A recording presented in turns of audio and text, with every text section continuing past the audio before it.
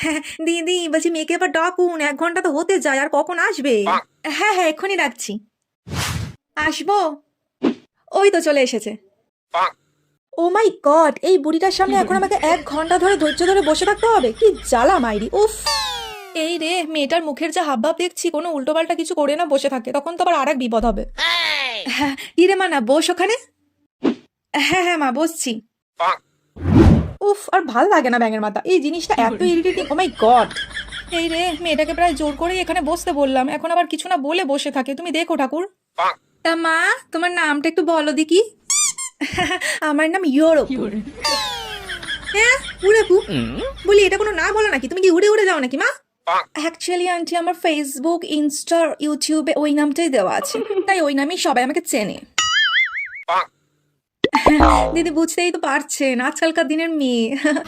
ও আচ্ছা আচ্ছা। হে ঠাকুর, তুমি রক্ষা করো।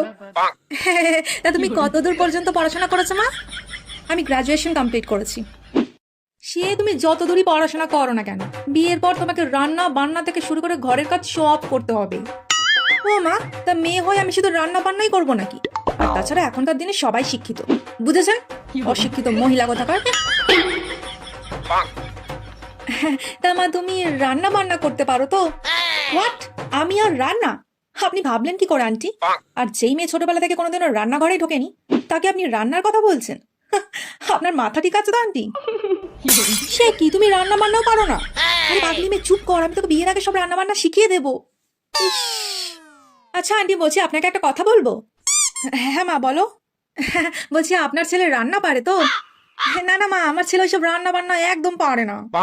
ওয়াও, আপনার ছেলেও রান্না পারে না, আর এদিকে আমিও রান্না পারি না। তাহলে রান্নাটা কাকে করতে হবে?